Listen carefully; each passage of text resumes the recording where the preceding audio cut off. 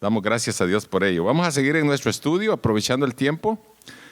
Esa es la última parte final del capítulo 5. No sé si algunos saben que hemos estado en el capítulo 5, en la primera parte, la segunda parte y ahora la tercera parte. Y ahí terminamos el capítulo 5, porque son estudios bíblicos, no son predicaciones, no son mensajes. Entonces vamos despacio, escudriñando la palabra, aprendiendo de la palabra de Dios para que usted no solamente escuche mensajes, pero también nos detengamos a estudiar la palabra de Dios, ¿verdad? Porque es importante. El otro día, no es buena noticia, pero hay que decirla. El otro día estaba mirando las estadísticas a nivel casi mundial. Estaban hablando acerca de las estadísticas de las iglesias. Sacan estadísticas también de las iglesias. Los que asisten, los que no asisten, dicen qué porcentaje asiste, cuáles no asisten, quiénes se quedan dormidos, quiénes no vienen, quiénes sacan estadísticas ahí. Cuando usted va a internet, ahí dice las estadísticas de las iglesias en muchos sectores. Y una de ellas, en las estadísticas, de todas las estadísticas que sacan ahí, una de las estadísticas que sacaron que no me gustó a mí es la que dice que mucho creyente no le gusta cuando se enseña la palabra de Dios, porque es aburrido. No quiere aprender la palabra de Dios, solo quiere oír cuando hay alabanza, cuando hay ruido, cuando hay esto y que el otro, pero no quiere escuchar palabra de Dios, no quiere, le es como un momento de pues aburrido, no sé, yo no sé cómo, pero ahí decía que tienden a no escuchar, tienden a no querer, pero no estaba hablando de Misión Ebenecer, está hablando de todo el mundo, no está menos de aquí, pero está hablando en las estadísticas, dice ahí que a veces hay gente que no le gusta y otra estadística. Sacan otras ahí, dice, personas que fueron entrevistadas, sacan miles de personas que entrevistan y de ahí sacan la muestra, ¿no? Es un muestreo, ¿verdad? Ustedes saben cómo sacan las estadísticas. De la gente que estudia la palabra de Dios o que la lee y gente que nunca la lee.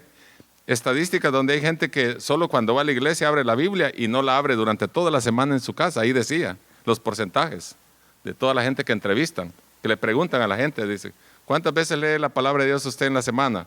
Y ahí la gente, pues, sinceramente dice, bueno, yo no la leo en mi casa, solo cuando voy a la iglesia, entonces ya van apuntando. ¿Y usted?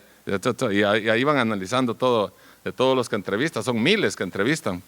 Y entonces ya sacan la conclusión de que si al azar agarran miles de personas, dice, bueno, entonces quiere decir que cierto porcentaje de personas no lee la palabra de Dios cuando está en su casa. Pero es necesario estudiar la palabra de Dios, aunque no venga a la iglesia, usted lea la palabra de Dios. Porque es la palabra, por eso se llama palabra de Dios. ¿Cuántos saben que la Biblia es palabra de Dios? Cuando usted la abre, Dios le habla. Algunos creen que es periódico, algunos creen que es cualquier papel viejo ahí que está leyendo. No, obviamente, este es un papel, esto es un papel como cualquiera, pero lo que contiene ahí es lo poderoso, lo que habla allí es lo que tiene poder, no el papel, ¿verdad? No vamos a ser tampoco tan agnósticos o como aquel que dice que había un programa en la TVN antes, era emisora que en inglés que se llama TVN.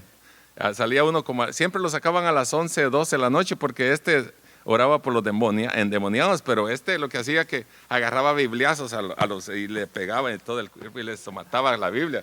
Eso no es, la Biblia no tiene el poder de sanar a nadie. La palabra es la que tiene poder. La palabra de Dios es la que tiene el poder. Cuando usted habla palabra de Dios es lo que tiene poder. Cuando usted lee esta palabra es lo que tiene poder cuando le llega al corazón, cuando usted la pronuncia. Eso es lo que tiene poder. No la Biblia, es el papel, pues ese no tiene poder, es papel.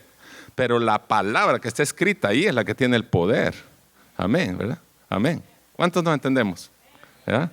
Bueno, por eso ahora vamos a estudiar la última parte del capítulo 5. ¿Se acuerdan de las genealogías? Otra vez, porque es la parte final, vamos a hacer un resumen. ¿Para qué nos sirven las genealogías? Muy importante para la vida cristiana. Vamos a un resumen. Por ejemplo, vamos a ver que en las genealogías usted aprende algo histórico, algo de la antigüedad, algo que nos ayuda a entender las generaciones desde Adán hasta Jesucristo. Pero ahora las que vimos ahora nomás vamos a ver que son 10 generaciones que sucedieron desde Adán para que se le grabe en el futuro. ¿Cuántas generaciones hubieron de todo lo que hemos estado estudiando? ¿Cuántas generaciones hubieron de Adán hasta Noé? Es lo que salió, ¿se acuerdan aquel cuadro que nos pusieron en la pantalla? Hubieron 10 generaciones. Ya en el futuro usted ya sabe, cuando le digan, ¿cuántas generaciones hubieron de Adán hasta Noé? 10 generaciones, ¿verdad? Entonces usted ya lo sabe. O sea que fue desde Adán hasta Noé, hasta Matusalén, porque Matusalén fue el padre de Noé, ¿verdad? Bueno, vamos. Entonces el capítulo 5, Adán fue hecho a imagen de Dios, pero cuando cayó engendró un hijo a su propia imagen, pecador, es un resumen, y contaminado, frágil, miserable, mortal como él. No solo un hombre como él, que consiste en cuerpo y alma, sino un pecador como él. O sea, ¿se acuerdan cuando hablamos de que Adán engendró, verdad? Hijos. Y cuando ya habla de la nueva generación en el capítulo 5, habla cuando engendró a Set. Pero no lo engendró a la imagen divina como Dios había engendrado a Adán, sino que Adán dice engendró ahora un hijo semejante a él. O sea, pero no era en el aspecto como Dios lo había hecho a él, a Adán, sino como ahora como un hombre que le heredó ahora el pecado. Ahora era un hombre pecador. Un hombre pecador heredó el pecado a su hijo pecador. Y este hijo pecador engendró otro hijo pecador. Y este otro pecador engendró otro pecador hasta que llegó a nosotros. Nuestro padre pecador engendró a un hijo pecador, que somos nosotros. O sea, es una descendencia pecadora, pues que vino desde que el hombre cayó, ¿no? En esa situación. Fue una herencia que yo creo que nadie agradece, pero nos tocó, ¿verdad? Y consecuentemente todavía estamos sufriendo esa situación. Esto fue lo contrario de esa semejanza divina en la que Adán fue hecho. Habiéndolo perdido, no pudo transmitirlo a su semilla. Adán vivió un total de 930 años y luego murió. De acuerdo con la sentencia que se le pronunció, al polvo volverás. ¿Se acuerdan que le dijo Dios? Vas a regresar allá. Pero inicialmente Dios no había hecho al hombre para que regresara al polvo, iba a ser eterno. Iba a vivir en el paraíso con todas las, ya dijimos anteriormente, ya no vamos a repetir. Aunque no murió el día como cuando comió la fruta prohibida, en ese mismo día se convirtió en mortal. Entonces comenzó a morir. Toda su vida después fue solo un aplazamiento, una vida perdida y condenada. Fue una vida agotadora y moribunda. La vida del hombre está muriendo gradualmente. Por ejemplo, cuando nacemos, qué alegría, ay, nació el niño, y si es varón, y más pompa hace la gente, más bulla, ¿no? Y luego, pero es una alegría, pero cuando muere uno, no es alegre. Pero la vida del nacimiento al día que morimos es un ciclo de muerte. Nosotros vamos muriendo desde que nacemos. Hoy nace un niño y empieza a morir. Por eso cuando le dicen a uno, ¿cuántos años está cumpliendo? Muchos después de 50 ya no quieren decir cuántos años tienen. Ni hombres ni mujeres. Por eso dice que se llama 50, porque pierde la cuenta. Nadie quiere decir. Hasta uno, ¿cuántos años tiene? Pues por ahí dicen que tengo como 50, dice uno, ya, y que si ya tiene 80, y todavía anda ahí como haciendo que no quiere decir, ¿verdad? ¿Cuánto me calcula? Le dice todavía, y le está mirando la carita que tiene, pues ya tiene ya sus añitos, ya. Todavía quieren que le calculen a uno y está mirándole cómo está. ¿No oye usted que hay personas así? Que todavía quieren que le calculen, ¿verdad?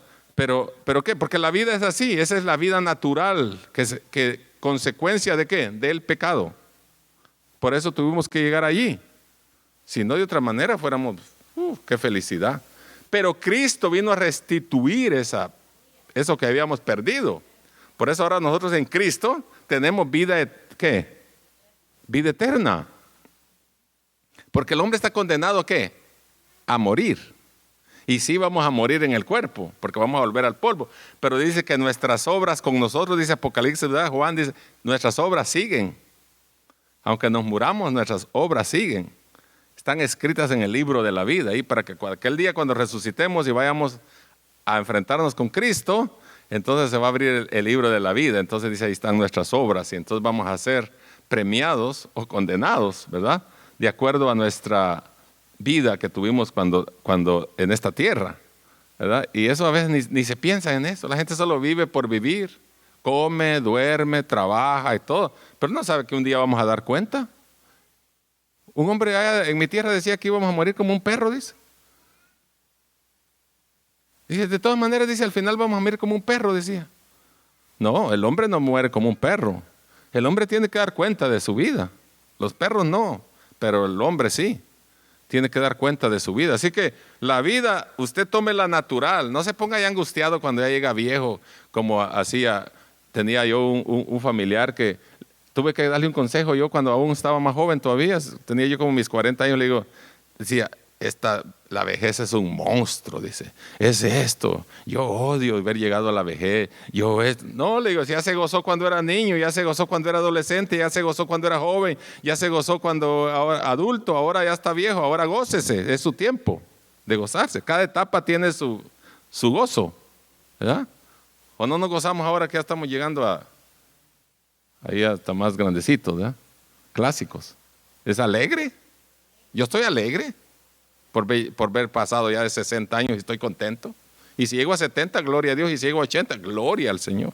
Y si llego a 90, imagínense, gloria a Dios. Puede ser que ahorita me sube esas gradas corriendo, como les dije el otro día, pero hay un día en que me van a tener que ayudar a subirme allí. Porque así es la vida. ¿Para qué nos vamos a estar quebrando la cabeza? Yo lo que quiero es que usted piense positivo, pero en el Señor. No se esté quebrando ay, ya estoy viejito. Ay, ya estoy, nos vamos a morir. Nuestra vida, toda la genealogía aquí, ¿qué dice allí? Y vivió tantos años y murió. Y vivió 800 y murió. Y vivió 969, Matusalén, y murió. O sea, es la ley de la vida. Así está establecido. Entonces, ¿para qué nos vamos a angustiar? Si de todas maneras tenemos que morir, ¿verdad?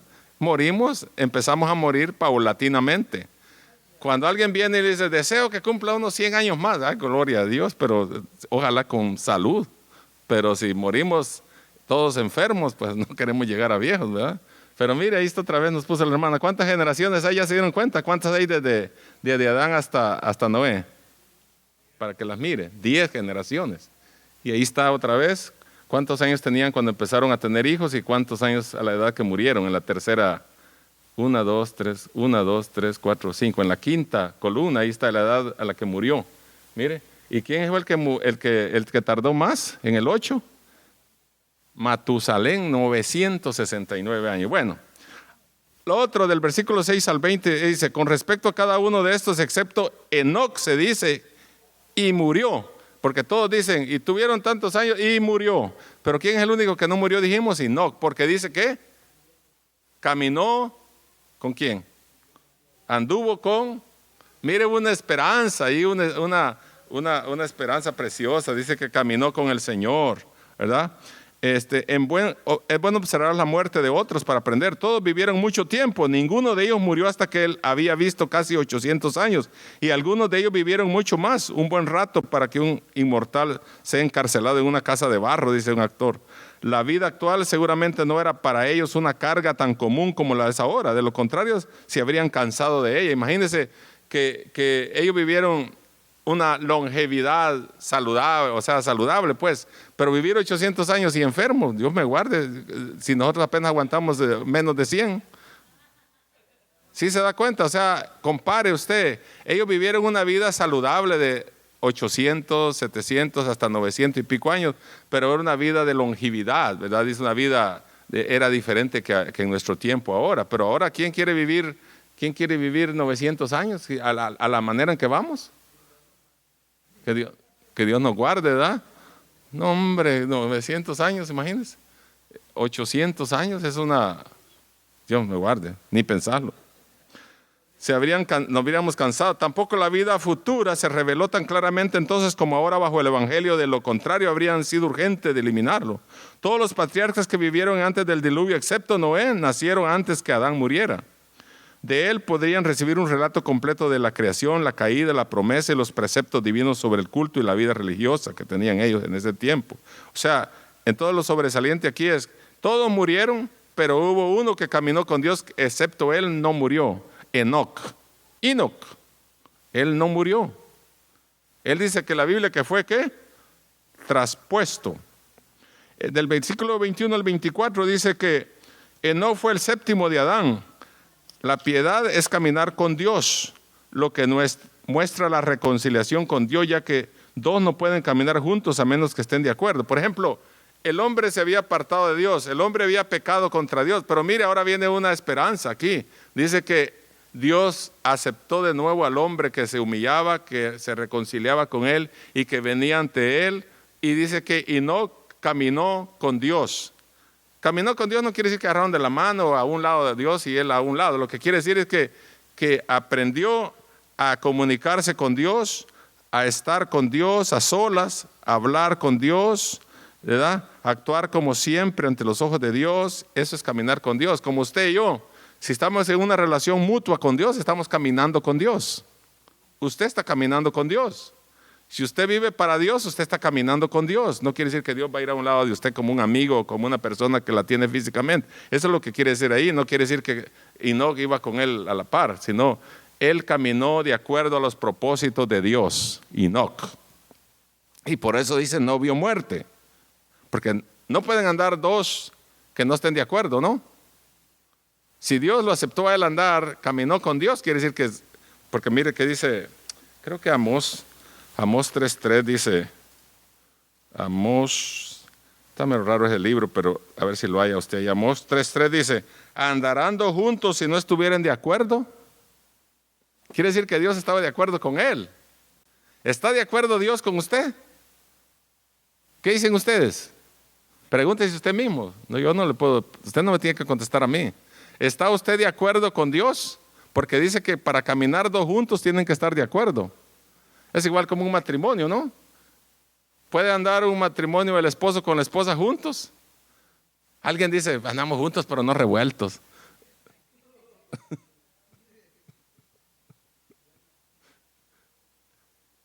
Pero Dios dice que Enoc andaba con Dios y Dios lo aceptó a él, andaban juntos, caminó con Dios. Y dice que por esa razón, Enoc caminó con Dios, este era su constante cuidado y trabajo, mientras que otros vivían para sí mismos y para el mundo, él vivía para Dios. Y ahí está la diferencia. ¿Por qué él caminaba con Dios? ¿Por qué él vivía para Dios? ¿Por qué él era diferente que los demás y todo el mundo la tendencia era pecar? En el Antiguo Testamento, en el capítulo 5, en las genealogías, el capítulo 4, peor, cuando en los caininitas, ¿verdad? De que vienen de Caín, vimos la genealogía de Caín, su tendencia era ¿qué? Pecar. ¿Y cómo es que de en medio de todos los pecadores apareció uno que era temeroso de Dios? Así surge ahora en este tiempo, tanta gente pecando, pero de repente aparece uno piadoso, y ese es algunos de la iglesia de Cristo. O la iglesia de Cristo, porque la iglesia somos nosotros, ¿verdad? Aparece uno que ama a Dios, que es temeroso de Dios, que es piadoso y que hace la voluntad de Dios.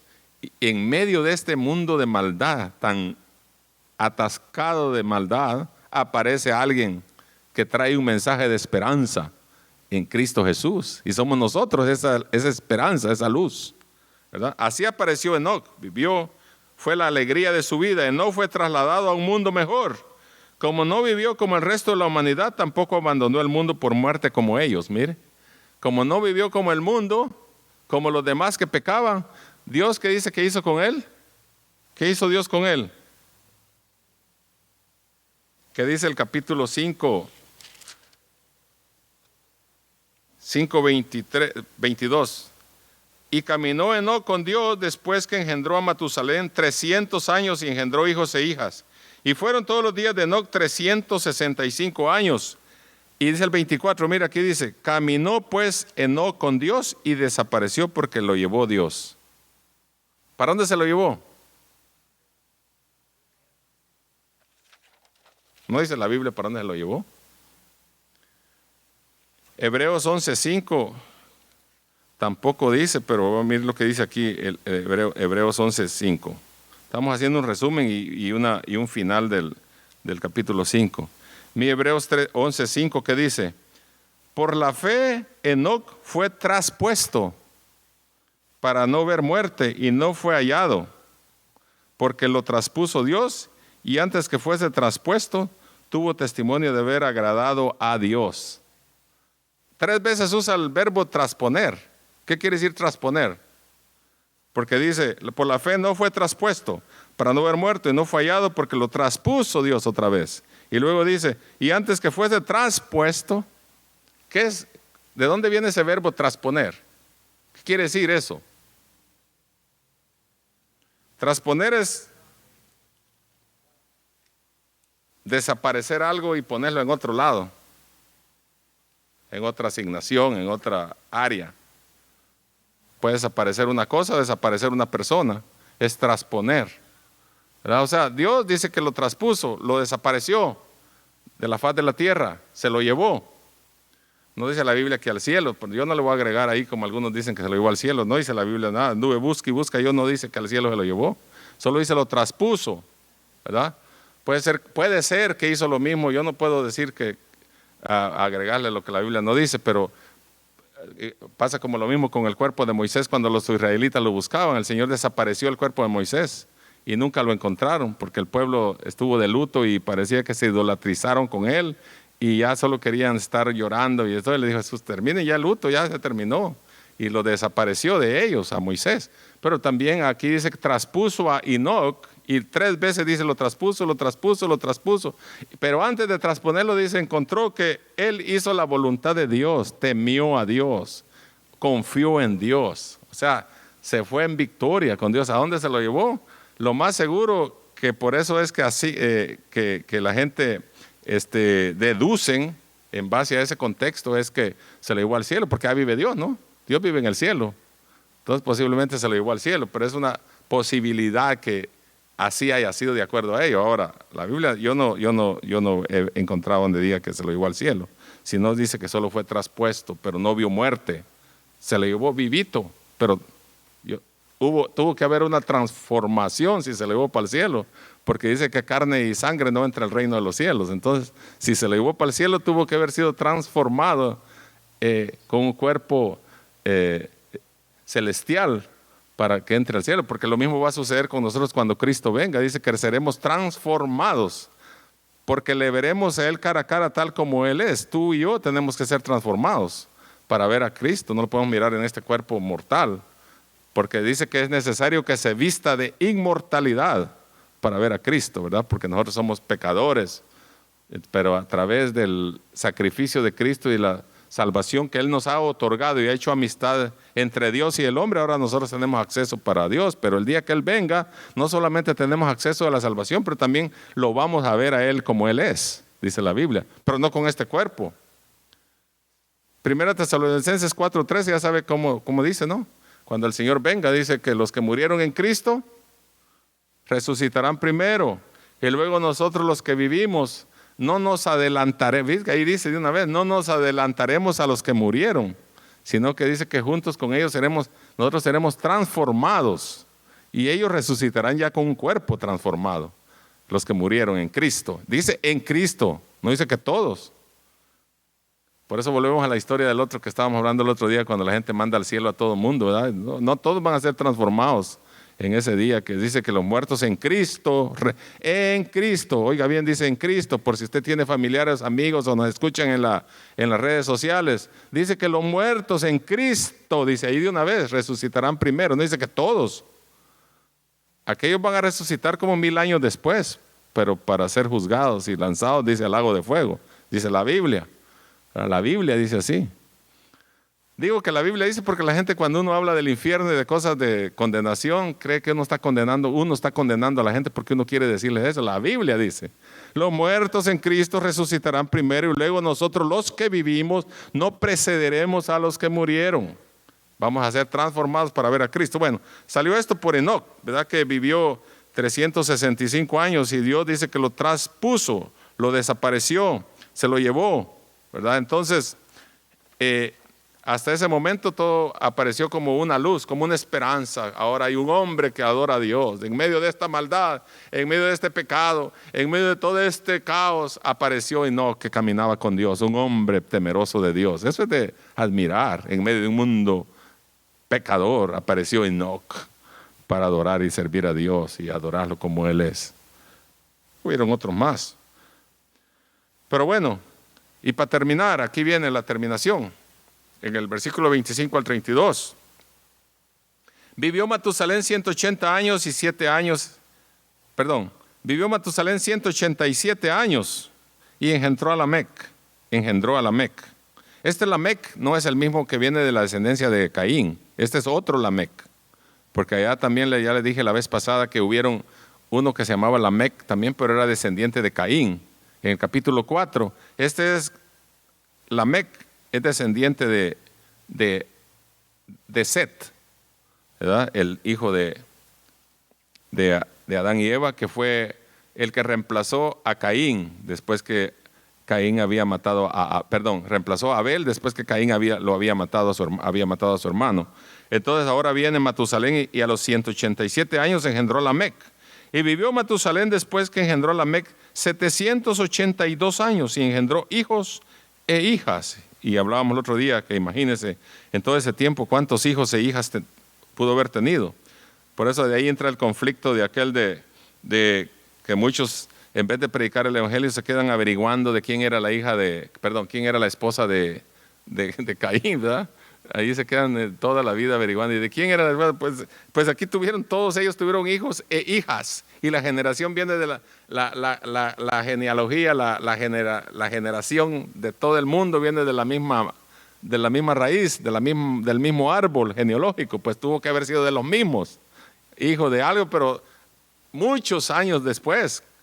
Como cuando ahora han aparecido por allá en muchos países que se casaron y no se conocían y ya casados hasta con hijos se dan cuenta que eran familiares, ¿verdad? Entonces a veces es una manera de explicar un poquito esta frase cuando habla de la esposa de Caín. ¿Quién era la esposa de Caín? Pues tuvo que haber sido de la misma familia de todos esos que vivieron 800 y 900 años, tuvieron hijos e hijas, dice ahí, no dice cuántos. Usted puede imaginarse que si Matusalén a los 187 años tuvo su primer hijo Lamec y todavía de ahí murió hasta los 969 años, ¿cuántos hijos pudo haber tenido en todos esos cientos de años? Yo creo que ni entre la familia se conocían ya, ¿verdad? Porque ¿se acuerdan en el capítulo 4:19 cuando Caín también él comenzó la poligamia? O sea que no era lo que Dios había establecido, pero era cuando tenían ya 2 mujeres, que 3 mujeres y un montón de mujeres, ¿verdad? Y en Latinoamérica al hispano le gusta esa historia, le gusta esas enseñanzas cuando habla que tienen varias mujeres y algunos pues tienden a pensar en eso, que era hasta bíblico tener muchas mujeres, ¿verdad? Y yo siempre les digo, si apenas puede con una, quiere tener 7, porque dice que 7 son para un hombre, ¿verdad? Pero eso no es cierto, porque la poligamia no la instituyó el Señor, porque dijo Él al principio, el hombre dejará a su padre y a su madre y se unirá a su mujer y los dos serán una sola carne. No dijo que iba a tener mujeres, pero en el tiempo del pecado, el capítulo 4:19, ya leímos la vez pasada cuando el pastor Melvin habló de ello, se estableció la poligamia allí, cuando ya empezó a tener 2 mujeres y 3 mujeres, pero no fue lo que Dios había establecido. Dios no está de acuerdo en que el hombre viva de esa manera desordenadamente, en lascivia, sino que Dios estableció que de esa manera y el Señor también lo verificó y lo volvió a decir en el Nuevo Testamento, ¿verdad? El hombre dejará a su padre y a su madre y se unirá a su mujer y los dos serán una sola carne. Está hablando de una mujer y de un hombre, ¿verdad? No está hablando de un hombre y mujer, sino de una mujer y un hombre, ¿verdad? Y no está hablando de 2 mujeres ni de 3 mujeres, está hablando de una, ¿verdad? Así que es bíblico eso, pero el pecado fue lo que vino a desordenar esto. Entonces Matusalén vivió 969 años, es lo más largo que un hombre haya vivido en la tierra, pero el hígado más largo debe morir al fin. Tiene que morir. Todos tenemos, ya hablamos de esto, ya no vamos a vivir de morir porque algunos se afligen ahí, me miran así como de, ay hermano, yo no me quiero morir. Pues sí, se va a morir. Pero ahora viene otra esperanza aquí. Enoc vivió de acuerdo a la voluntad de Dios, temeroso de Dios, y el Señor lo traspuso. Ahora viene Noé, que significa descanso. Pues ahí viene y dice, 27, fueron pues todos los días de Matusalén 969 años y murió. Vivió Lamec 182 años y engendró un hijo. Y llamó su nombre, ¿cómo se llamó? En el versículo 29. ¿Cómo se llamó el hijo de Lamec? Noé. ¿Qué quiere decir Noé? ¿Qué significa? Porque hablamos en las veces pasadas de la genealogía de todos los nombres, tenían un significado, tenían ¿por qué se acuerdan cuando estábamos hablando de nombres y que la gente le ponía el nombre, unos nombres medio raros que traía el almanaque o el calendario, y ese le ponían a los hijos de antes? Que no importa que se fuera bien feo el nombre, pero ese le ponían, ¿verdad? Y mencionamos muchos de ellos, ustedes me dijeron algunos y yo dije otros, ¿verdad? Pero mire, este tenía un significado. ¿Qué significaba Noé? Consuelo. Eso significa Noé. Cuando usted hable a algún hermano o una persona que se llame Noé, ese significa consuelo. Consuelo.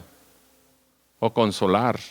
Viene del verbo consolar, consuelo. Y no porque sea mujer, sino porque el significado es consuelo, consolar. Eso significa Noé. Diciendo, este nos aliviará de nuestras obras y del trabajo de nuestras manos a causa de la tierra que Jehová maldijo. Mire, ¿se acuerdan que la tierra había sido maldecida? Y como dijo el pastor Melvin en la vez pasada, Dios no maldijo al hombre ni maldijo a la mujer, a la mujer le dijo, vas a parir con dolor, y al hombre le dijo, con el sudor ganarás tu trabajar, aunque algunos no sudan, pero ganan. Pero lo que estaba hablando el Señor era que nos íbamos a tener que esforzar para ganar nuestro sustento. ¿Quién no quiere trabajar para ganar, verdad? Los haraganes no, ni los que les gusta robar.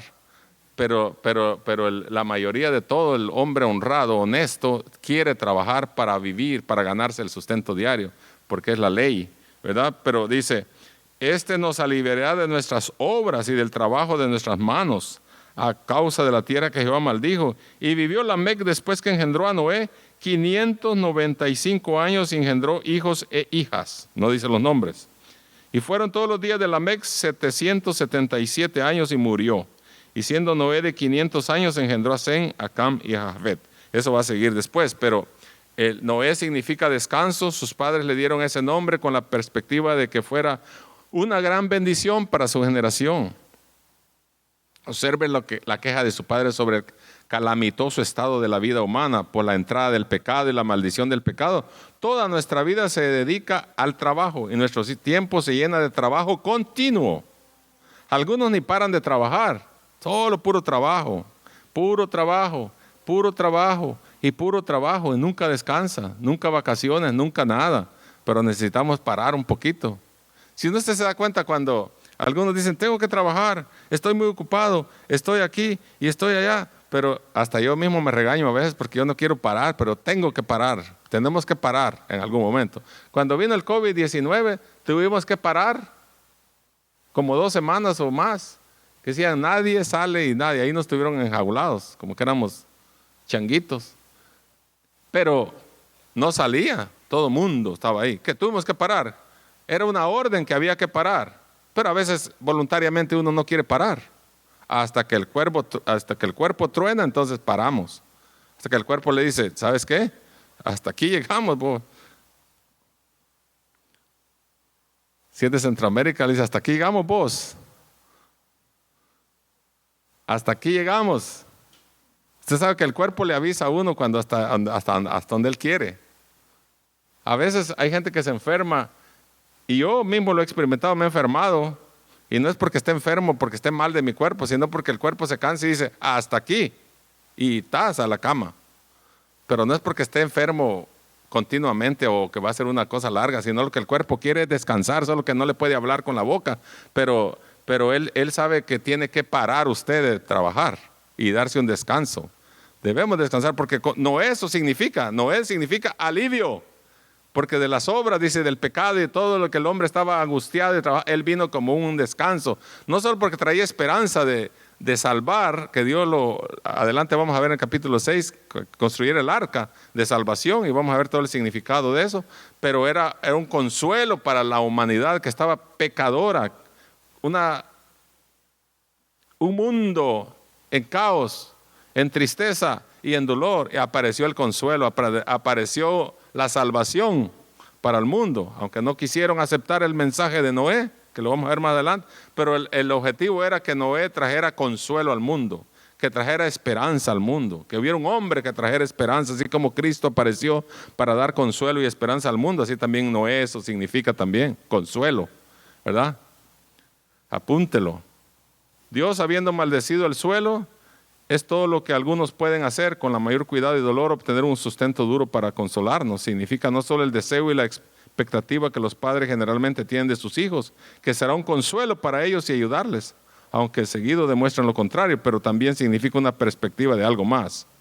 ¿Es Cristo Jesús nuestro consuelo? Es una pregunta. ¿Es Cristo tu consuelo? ¿Quién es tu consuelo?